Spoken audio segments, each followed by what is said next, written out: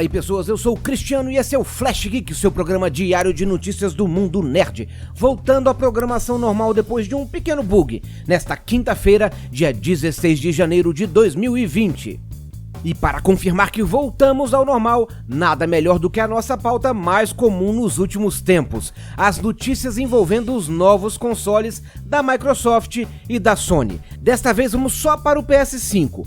Para começar, no dia 13, a empresa confirmou a GamesIndustry.biz que mais uma vez não participará da E3, um dos maiores eventos da indústria dos jogos que acontecerá do dia 9 ao dia 11 de junho e que foi palco de um dos maiores momentos do anúncio da atual geração. Isso não chega a ser novidade, já que no ano passado a Sony também não participou. Desta vez, eles alegam que a visão dos organizadores para o evento deste ano não é a mesma que a empresa tem para 2020. Assim, eles preferem passar este evento e participar de centenas de outros voltados para os consumidores. Ou seja, provavelmente até a E3 conheceremos todos os detalhes do PS5. Já ontem, dia 14, mais um rumor apareceu, confirmando o que já detalhamos aqui na semana passada. O anúncio do console da Sony seria em um evento próprio em fevereiro. Mas dessa vez o vazador foi ainda mais longe e cravou o dia 5 de fevereiro, com as pré-vendas começando logo na sequência e um preço de partida de $499. Pode ser só mais um rumor, mas um fato concreto que parece confirmar todos esses últimos vazamentos foi descoberto pelo jornalista Mike Futter. Segundo ele, todo ano, em fevereiro, a Sony realiza um evento interno chamado Destination PlayStation, em que eles revelam para os parceiros chaves os planos para o ano.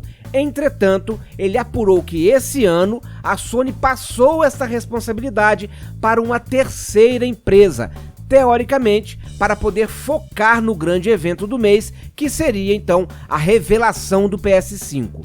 Mais uma vez temos que carimbar essa informação como rumor, mas se for verdade, a Sony deve começar a enviar os convites nos próximos dias. E por falar em rumor e próxima geração, um site de vendas austríaco postou que o super aguardado GTA 6 sai ainda esse ano. Tudo bem, senhor, mas por que eu tenho que acreditar nesse site? Ora, pequeno gafanhoto, porque este mesmo site já vazou corretamente os lançamentos de outros jogos, então merece pelo menos o benefício da dúvida.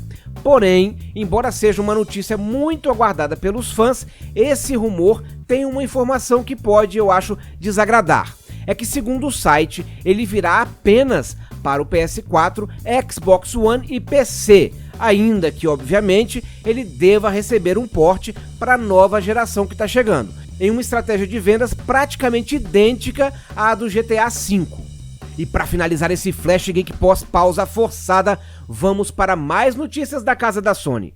Uma das especulações de quem defende o sucesso do Xbox Series X contra o PS5 já no começo dessa nova guerra são os exclusivos, ou melhor, a possível falta destes para o novo PlayStation, enquanto a Microsoft estaria há muito tempo preparando o terreno com as várias aquisições de estúdio que tem feito nos últimos anos, sem que até agora tenham trazido algum título novo. Agora, para apimentar um pouco mais esta possível vantagem, temos um provável God of War novo já em produção.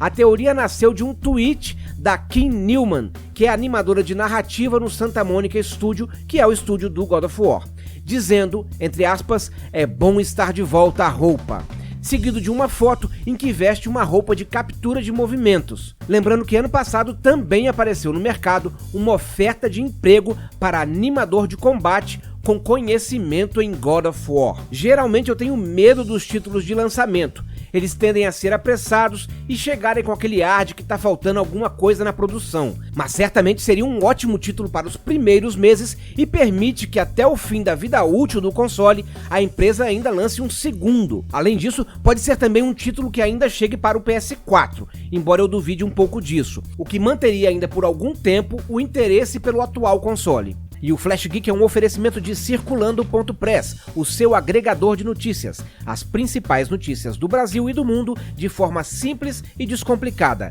Circulando.press. É isso aí, senhores gameiros e senhoras gameiras. Flash Geek mais recheado de possibilidades e teorias do que o final de Lost. E eu sei que você não concorda comigo, então discorda bastante aí nos comentários. E para ser sempre o maior argumenteiro de todas as discussões sobre os novos consoles, não se esqueça de se inscrever para receber mais vídeos como esse e clicar no sininho para ser avisado, senão não adianta nada. Um grande abraço e até amanhã.